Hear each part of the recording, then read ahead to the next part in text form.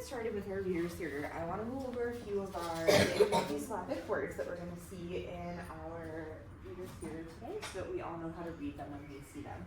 Our first word is cranium. Can we all clap out how many syllables we hear in cranium?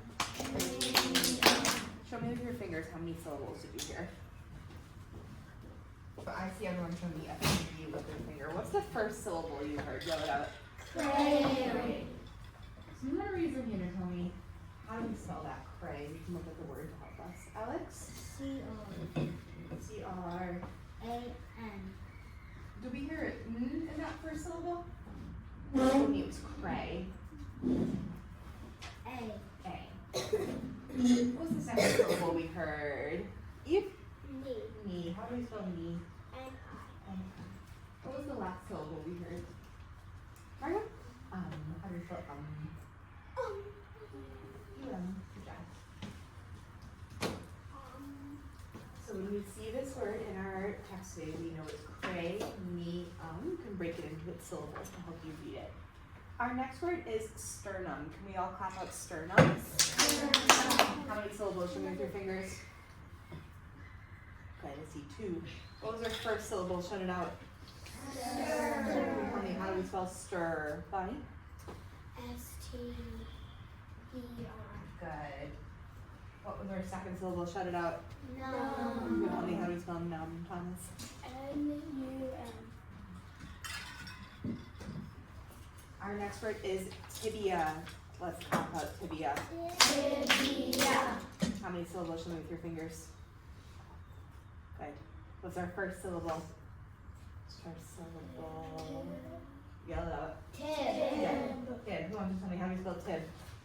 How do you spell tib? I love. T-I-E. Good. How do you spell the E in this word?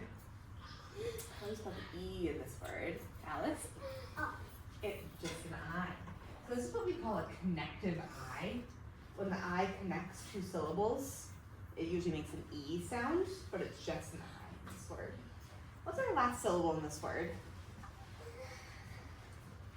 L? Ah. How do we spell in this word?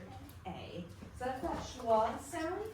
Usually at the end of the words it's spelled A. We were talking about this earlier, like in my name, Olivia, and Claire, a lot of us have that schwa sound, but with an A at the end. Isla, a lot of us have that. More of us.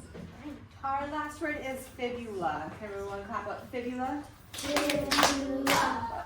How many syllables should we make with your fingers? Good. What's our first syllable? Yell it out. Fib. How do I spell fib? Peter. F-I-B. F-I-B. Good. Good. You can use the word to help you. What's our second syllable? Charlie yours. So, for our reader's theater today, you are going to practice reading with expression, with automaticity, with rhythm and smoothness. This is helping that fluency that we've been practicing. So, reading with expression, that's when we're going to work on changing our pitch, talking like the character, reading with confidence. You might vary your emotions depending on what you're reading. Using punctuation clues, like if there's a question or exclamation point. Stressing your important words. Varying your volume, either loud or soft, depending on what you're reading. Using your eyes to help see clues. And you might go fast or slow depending on what you're reading. So for example, if I were to read a line of this reader's theater, I might say, "Welcome to the Human Body Network. Today we are visiting Mrs. Bones' 3rd grade class as they learn about the skeletal system." You might notice how I read some parts slower, some parts faster. I stressed certain words. Some points I read with more some words I read with more excitement. Some were just read kind of normally. I didn't have any exclamation points or question marks, so I didn't read anything like a question. But if I were to read a question, like, "What is the name of the bone that makes up your head?" I read it like a question. So we're practicing that fluency. And Sam, right now, I'll take questions at the end. So everyone's going to get a part in our reader's theater. Your first job is to read your lines to yourself 2 times. Then you're going to read it to a partner 2 times. Then you'll meet with your group, and you're going to practice as many times as we have time for. When you're with your group, your goal is to read and try to get as fluent as you can by practicing as many times as you can. I'll take hands like the end, so hands down. Remember that the more repeated practice you can do, the more fluent of a reader you become.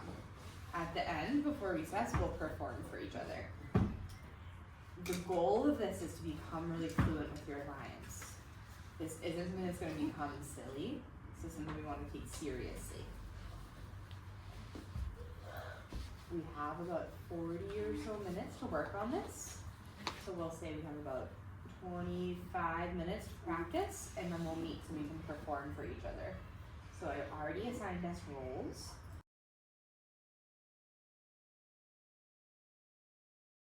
Thanks for doing. Try this. The cranium. Then you don't have a Hello. Today means 100 bones in your body. You kids don't need to be able to name every bone in the body, but you should know the names of some of the most important bones. So let's get started. A cranium? That's a funny name.